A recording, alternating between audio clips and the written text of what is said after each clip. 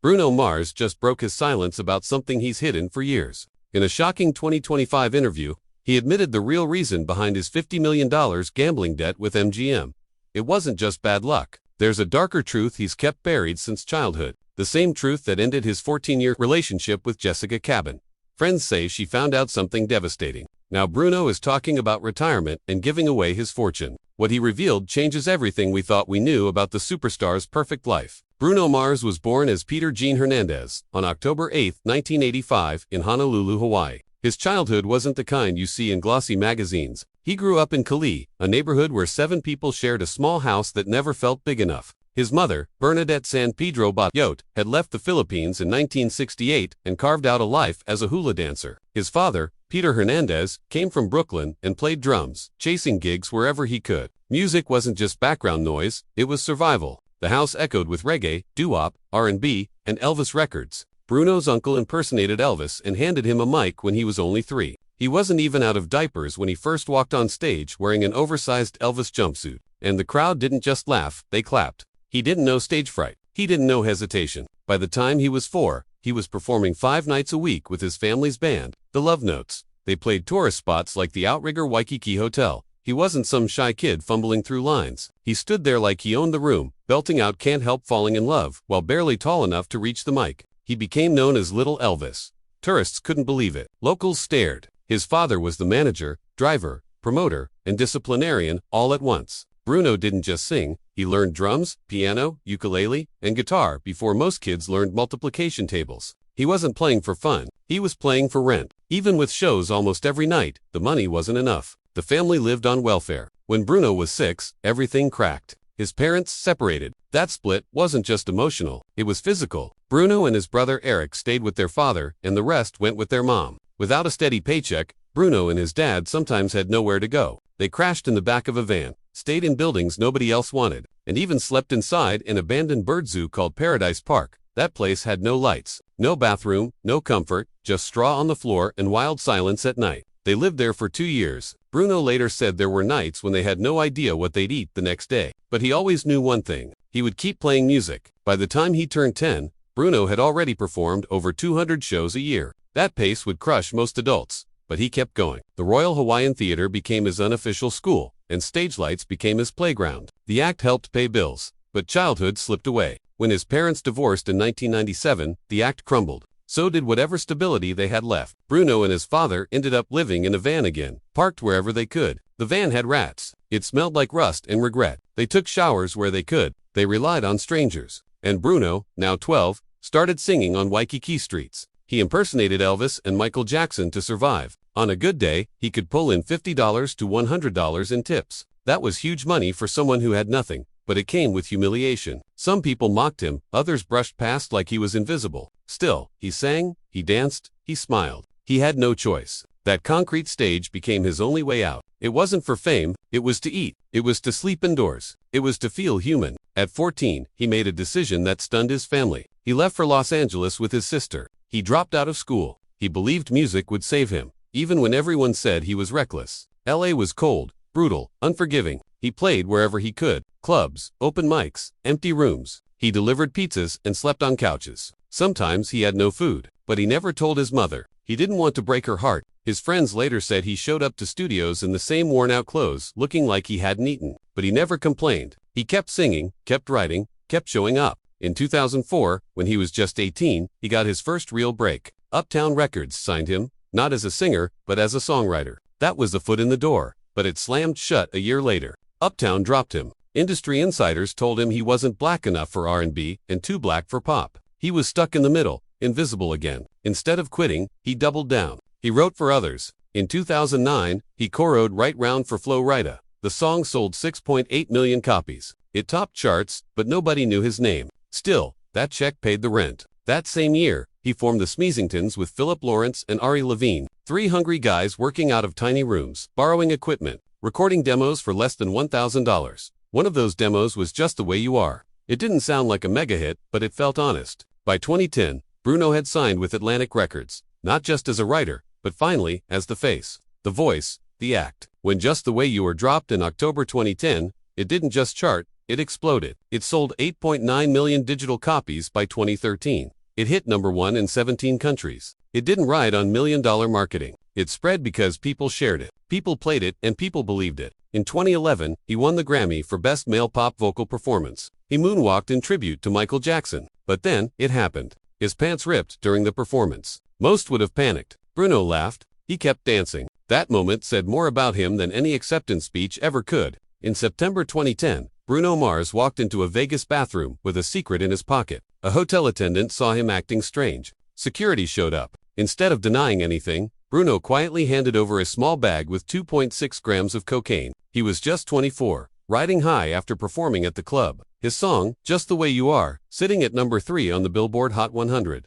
The moment was sharp. That night, his real name, Peter Hernandez, ended up in police records. A few months later, in February 2011, he pleaded guilty. Jail wasn't part of the sentence. He paid $2,000, got 12 months probation, had to do 200 hours of community service, and was sent to drug counseling. The court said if he kept clean for a year, the charge would vanish. That arrest didn't stop his career, but it pressed pause on the image he was building. Fame had come fast. The fall came faster. And from that point on, everything he released carried a little more weight behind the smile. That same year, in October 2010, he dropped Grenade. It almost didn't make it onto the album. The final version was recorded just 2 days before the deadline, but when it hit, it exploded. The lyrics cut deep, built from a broken relationship. He sang about dying for someone who wouldn't even lift a hand for him. Grenade debuted at number 1 on the Billboard Hot 100. It topped charts in 15 countries. It sold more than 10.2 million copies worldwide by the end of 2011. It was the second best-selling single that year and earned him 3 Grammy nominations, though Adele swept them all away. Still, the song made him the first male artist in 13 years to land his first 2 singles at number 1 in both the US and UK. Behind the raw heartbreak and Clean, Suit was a man rebuilding his reputation step by step. By 2012, that rebuilding hit a bump. During recording sessions for Unorthodox Jukebox, Bruno made a bet at the MGM Grand Casino. It wasn't a small one. He lost $50,000 in a single night. Rumors spread fast. Some said he'd lost $50 million. Years later, in a Spotify post in 2025, he laughed off that version. He confirmed it was just $50,000, but the gossip had done its work. People wondered if success was starting to crack. He kept working. He kept smiling. But it was clear by then that his career wasn't just about music anymore. It was about pressure, image, and every decision being measured. In 2013, the Moonshine Jungle Tour launched. It stretched over 161 shows and pulled in $156.4 million. The energy Bruno brought to the stage was intense. So intense that during one show in Berlin in 2014, he fractured his ankle mid-performance. He didn't stop. He kept dancing, kept singing, hiding the injury from fans until after the concert. The show had to go on, and it did. That moment stuck with his crew. It showed what Bruno was willing to risk to keep the lights on and the crowd moving. It wasn't about pain. It was about purpose. Then came the night that changed everything. February 2, 2014, Super Bowl 48 halftime show. MetLife Stadium. 115.3 million people watched Bruno Mars lead a 12-minute set that would become the most-watched halftime show up to that point. The Red Hot Chili Peppers joined him, but the spotlight stayed on him. He opened with a drum solo playing on a kit that carried his mother's face, Bernadette Hernandez, who passed away the year before. It rained during Runaway Baby, but he didn't flinch. No audio slips, no missed beats. That night, the kid from Honolulu stood in the middle of the world and didn't break. A few years later, something different happened. In 2017, Bruno met Anderson .Paak during a recording session in Los Angeles. That one session turned into something bigger. They didn't just collaborate. They built a soundstage from the 1970s. They brought in vintage gear, Ludwig drums, a Hohner clavinet D6, old SSL mixing boards. The rental bill alone passed $2 million. They didn't care. They recorded live, 1 or 2 microphones at a time, remixing tracks until even the assistants nodded. Silk Sonic was born in those long nights. By the time An Evening with Silk Sonic dropped in 2021, the music world stopped to listen. The lead single, Leave the Door Open, stayed in the Billboard Hot 100 Top 10 for 18 weeks, holding number 1 for 3 of them. In 2022, they got 7 Grammy nominations. They won all 4 categories they were eligible for Record of the Year, Song of the Year, and more. Then came a move that caught everyone off guard. Bruno Mars announced he wouldn't submit for future Grammys. He said it was time to let others shine. Some called it humble. Others called it a power play. Whatever it was, it put him back in full control. But in January 2025, something broke that music couldn't fix. After 14 years together, Bruno Mars and Jessica Caban confirmed their breakup. They had always been private. They met in 2011. They stayed quiet while the world guessed. Then, it ended. Fans started to read between the lyrics. After last night wasn't just a song, it was a goodbye letter. Friends said the split came from pressure. Personal, professional, emotional. Jessica's quiet posts on social media confirmed what the press had already guessed. The breakup didn't just affect Bruno's life, it changed his writing. His voice turned raw. The clean edges faded. Even through heartbreak, the numbers didn't slow down. An Evening with Silk Sonic sold 1.5 million copies. In 2025, Bruno extended his Las Vegas residency at Park MGM, adding 24 more shows. The extended run pulled in $20 million. On stage, he joked about the money spent building the show. But behind the scenes, it was strategy. Lock in the audience. Control the narrative. Keep the lights on while the world changed outside. The residency pulled fans from every corner of the globe. It set new records for single artist residencies in Las Vegas. Bruno Mars had turned Silk Sonic into a cultural anchor, blending nostalgia and heartbreak, rhythm and risk. Bruno Mars stepped onto the Vegas stage in December 2016, and from the first show at Park MGM, the city had never seen anything like it. His name alone started pulling crowds that shattered box office expectations. By 2018, he had already performed 115 sold-out shows, and the total gross had crossed $12 million. That kind of money wasn't just high, it was nearly double what most top Vegas acts had earned before. Every night came with a jaw-dropping price tag, thanks to $50,000 worth of pyrotechnics exploding above a stage.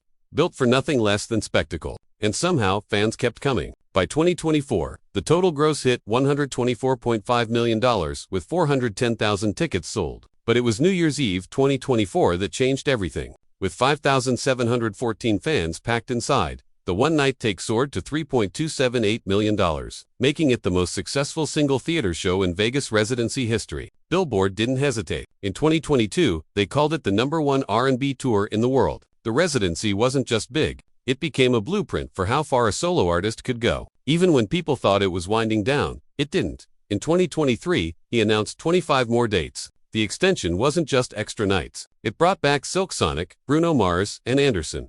Pac returned to the stage as a duo just months after their Grammy sweep in 2022.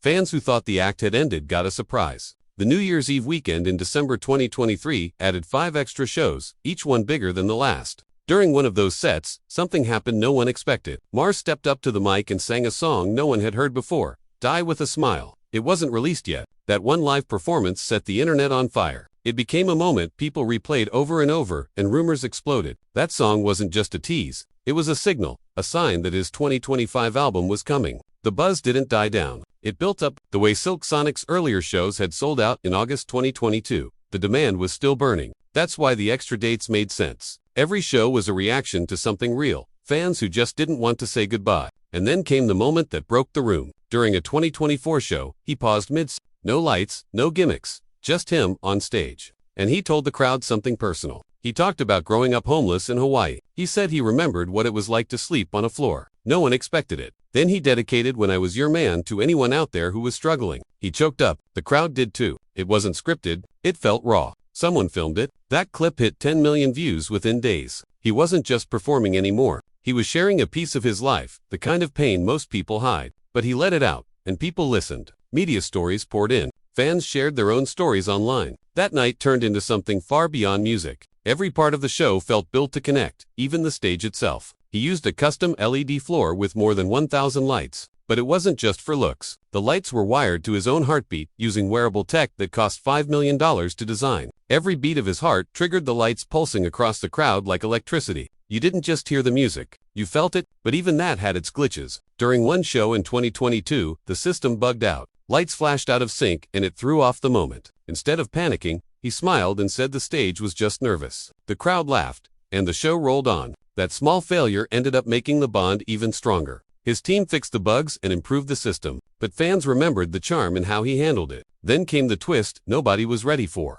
In November 2025, he announced another 20 shows for 2026. Fans cheered, then froze because buried in the announcement was something that felt like a goodbye. He talked about personal revelations. He said his next album might be the last. Nobody knew if he meant it, but the words hit hard. The announcement video showed him walking off stage. One line stuck with everyone. I'll leave you with this. That was it. No explanation. Just that. Every ticket for the 2026 dates at Dolby Live sold out in hours. Nobody wanted to miss what could be the final chapter. Maybe it was a retirement tease. Maybe it was real. No one knew. But the weight of that moment hung over every ticket sold. Bruno Mars was only 4 when he began performing. By the time he was 10, he had already done over 1,000 shows. He didn't grow up with toys or cartoons. He grew up under stage lights. When other kids were going to school dances, Bruno was sleeping in the back seat of a car or on a rooftop in Hawaii. After his parents split, everything collapsed. His father lost his business. His mother faded from the spotlight. Bruno, his brother, and his dad ended up crashing wherever they could. Sometimes even in a closed-down bird zoo called Paradise Park. It was strange and cold and lonely. But inside that silence, he started hearing music more clearly than ever before. He never liked to talk about that period. He called it his darkest secret. He was bullied for smelling like rusted iron and old feathers because that's what stuck to your clothes when you lived in places that weren't meant for people. And yet, even during those times, he never stopped performing. 5 nights a week, 2 shows a night. He said it was the only time he didn't feel invisible. By the time he was 19, he made his first bet in a casino. His hands were shaken. A stranger noticed and laughed. Bruno lost $100 he couldn't afford to lose. But that was just the start. By 2019, he confessed to losing $1 million in one night. Then in 2024, reports said his debt with MGM Resorts had crossed $50 million.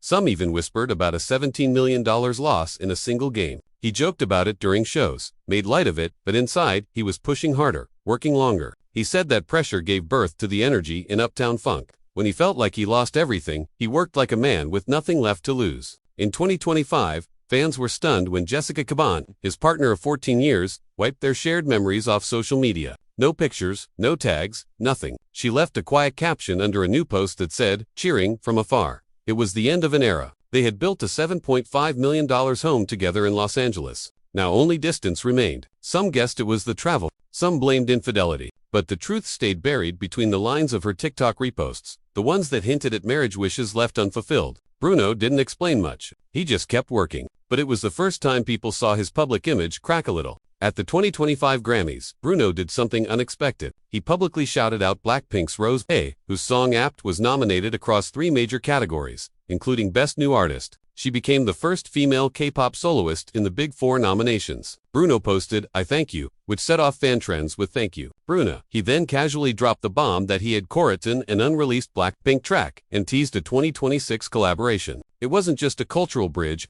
it was a reset, a peek into what could be his next chapter. He announced a 2026 album too, one focused on redemption and growth. After the confessions, the losses, and the breakup, he said he wanted something different. He talked about slowing down, semi-retirement, and wanting to build a music school in Hawaii for kids who couldn't afford instruments or lessons.